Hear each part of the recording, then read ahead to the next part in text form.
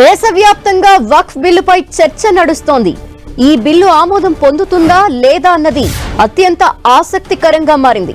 ఓ వర్గం ఈ బిల్లుని వ్యతిరేకిస్తూ ఉండగా కేంద్ర ప్రభుత్వం మాత్రం ఇది ఎవరికి వ్యతిరేకం కాదని, అందరికీ సమన్యాయం చేసేందుకే వక్ఫ్ చట్టంలో మార్పులు తీసుకొస్తున్నామని చెప్తోంది.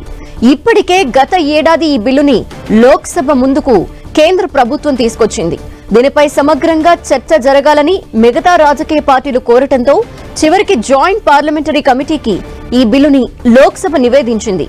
జేపీసీ వివిధ పార్టీలతో చర్చల అనంతరం నివేదికని ప్రభుత్వానికి సమర్పించగా కేంద్రం మరోసారి లోక్సభ ముందుకు వక్ఫ్ బిల్లుని ఆమోదం కోసం ప్రవేశపెట్టనుంది.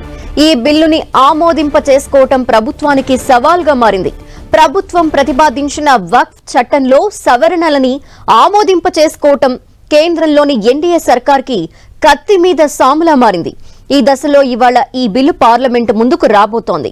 కేంద్ర ప్రభుత్వం 2024లో వక్ఫ్ బిల్లుని లోక్సభలో ప్రవేశపెట్టింది.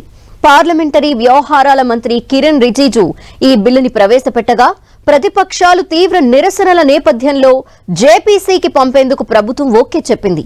దీంతో బీజేపీ ఎంపీ జగదాంబికా పాల్ నేతృత్వంలోని జాయింట్ పార్లమెంటరీ కమిటీ ముందుకు ఈ బిల్లుని పంపగా వివిధ పార్టీలు, మత సంస్థలు, ప్రముఖ వ్యక్తులతో సుదీర్ఘ చర్చల తర్వాత వక్ఫ్ బిల్లు ముసాయిదాని జేపీసీ రూపొందించింది. ఇవాళ ఈ వక్ఫ్ బిల్లు పార్లమెంట్ ఆమోదం పొందుతుందా అనే ఉత్కంఠ నెలకొంది. లోక్సభలో ప్రస్తుతం ఎన్నికైన సభ్యుల సంఖ్య 543. వీరిలో స్పీకర్ని మినహాయిస్తే ఓటింగ్లో పాల్గొనే వారి సంఖ్య 542. వీరిలో బీజేపీ సంఖ్యాబలం 240. మిత్రపక్షాలతో కలిపి ఎన్డీఏ ఎంపీల సంఖ్య 298.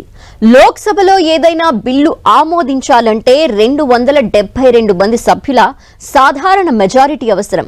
ఈ పరిస్థితుల్లో ఎన్డీఏ మిత్రపక్షాలు ఈ బిల్లుకు మద్దతిస్తే తప్పనిసరిగా లోక్సభలో ఆమోదం పొందే అవకాశం ఉంటుంది. ఇక ప్రతిపక్షాల విషయానికొస్తే కాంగ్రెస్ కి గరిష్టంగా 99 మంది ఎంపీలున్నారు. ఇండియా కూటమి భాగస్వామ్య పక్షాలతో కలిపి వారి బలం 233. ఎన్డీఏ ఇండియా కూటమిలో భాగస్వామ్యం కాని కొందరు ఎంపీలున్నారు. వీరు ఎవరికి మద్దతిస్తారనేది ఆసక్తికరంగా మారింది. అదే రాజ్యసభలో పరిస్థితి మాత్రం పూర్తి భిన్నంగా ఉంది. ప్రస్తుతం ఎగువ సభలో సంఖ్యాబలం 236 మంది సభ్యులు. వీరిలో బీజేపీకి చెందిన రాజ్యసభ సభ్యులు 98 మంది. ఎన్డీఏ భాగస్వామ్య పక్షాలతో కలిపితే వీరి సంఖ్య 115. 6 నామినేటెడ్ సభ్యులని కలుపుకుంటే ఎన్డీఏ బలం 121 అవుతుంది. రాజ్యసభలో ఈ బిల్లుని ఆమోదించాలంటే 119 మంది సభ్యులు అవసరం. ఈ పరిస్థితుల్లో సాధారణ మెజారిటీతో పోల్చుకుంటే 2 సభ్యుల బలం ఎన్డీఏకి ఎక్కువగా ఉంది. విపక్షాలకు సంబంధించి కాంగ్రెస్ నుంచి 27 మంది రాజ్యసభ సభ్యులు ఉండగా ఇండియా కూటమి నుంచి 85 మంది ఉన్నారు. మరోవైపు వైసీపీ నుంచి ప్రస్తుతం 7 రాజ్యసభ సభ్యులు ఉండగా బీజేడీ నుంచి మరో 7, అన్నాడీఎంకే నుంచి 4 సభ్యులున్నారు. ఏ కూటమిలో భాగస్వామ్యం కాని మరో 3 సభ్యులున్నారు. వీరంతా వక్ఫ్ బిల్లుకు అనుకూలంగా ఓటు వేస్తారా, వ్యతిరేకంగా ఓటు వేస్తారా అనేది ఆసక్తికరంగా మారింది. ప్రస్తుతానికున్న సంఖ్యాబలం ప్రకారం లోక్సభ, రాజ్యసభలో బిల్లు ఆమోదం కోసం అవసరమైన సంఖ్యాబలం ఎన్డీఏకుంది.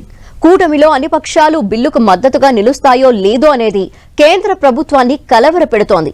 ఇవాళ ఈ బిల్లుని లోక్సభలో ప్రవేశపెట్టనున్నట్టు ప్రభుత్వం ప్రకటించింది. స్పీకర్ దీనిపై చర్చకు 8 గంటలు కేటాయించాలని నిర్ణయించారు. ఈ బిల్లు ఆమోదం పొందుతుందా లేదా అనేది మరికొన్ని గంటల్లో తేలిపోనుంది. వక్ఫ్ బిల్లుపై చర్చా సమయం పార్టీలకు సంఖ్యాబలం ఆధారంగా సమయం కేటాయింపుపై చర్చించేందుకు స్పీకర్ బీఏసీ సమావేశానికి పిలుపునివ్వగా విపక్షాలు ఈ సమావేశాన్ని బహిష్కరించాయి. వక్ఫ్ బిల్లుని వ్యతిరేకిస్తూ సమావేశం నుంచి కాంగ్రెస్ వాకౌట్ చేసింది. కాంగ్రెస్ బాటలోనే ఇండియా కూటమి పార్టీల ఫ్లోర్ లీడర్లు ఈ సమావేశాన్ని బహిష్కరించారు. వక్ఫ్ బోర్డు సవరణ బిల్లును ఇవాళ కేంద్రం లోక్సభలో ప్రవేశపెట్టేందుకు సిద్ధమైన వేళ ఇండియా కూటమి పార్టీలు కీలక సమావేశం నిర్వహించారు. ఈ బిల్లుకు వ్యతిరేకంగా ఓటు వేయాలని ఏకగ్రీవంగా నిర్ణయించినట్టు తెలుస్తోంది. నిన్న సాయంత్రం ఢిల్లీలో జరిగిన భేటీలో కాంగ్రెస్, శివసేన, సిపిఎం సహా పలువురు విపక్ష పార్టీలకు చెందిన నేతలు సమావేశమై లోక్సభలో అనుసరించాల్సిన వ్యూహంపై చర్చించారు. ఈ బిల్లుపై చర్చలో క్రియాశీలకంగా పాల్గొనాలని, కానీ వ్యతిరేకంగా ఓటెయ్యాలని నేతలు నిర్ణయానికొచ్చినట్టు తెలిసింది. ఈ భేటీ అనంతరం లోక్సభలో ప్రతిపక్షాలు చర్చలో పాల్గొంటాయని, కానీ వ్యతిరేకంగా ఓటు వేయనున్నట్టు శివసేన ఎంపీ ప్రియాంక చతుర్వేది తెలిపారు. వక్ఫ్ బిల్లుపై మోదీ సర్కార్ రాజ్యాంగ విరుద్ధమైన విభజన అజెండాని ఓడించేందుకు అన్ని ప్రతిపక్ష పార్టీలు ఐక్యంగా ఉన్నాయని కాంగ్రెస్ జాతీయ అధ్యక్షుడు మల్లికార్జున ఖర్గే తెలిపారు. పార్లమెంట్లో విపక్షాలన్నీ కలిసి పనిచేస్తాయని ఎక్స్లో పోస్ట్ పెట్టారాయన. మరోవైపు కాంగ్రెస్ పార్టీ తన ఎంపీలకు విప్ జారీ చేసింది. వచ్చే 3 రోజులు సభ్యులంతా సభకి హాజరు కావాలని సూచించింది. అటు బీజేపీ కూడా తమ సభ్యులకు విప్ జారీ చేసింది. ఎంపీలంతా ఇవాళ సభకు తప్పనిసరిగా హాజరవ్వాలని, రోజంతా ఉండాలని, ప్రభుత్వ వైఖరికి బాసటగా నిలవాలని 3 లైన్ల విప్ జారీ చేసింది.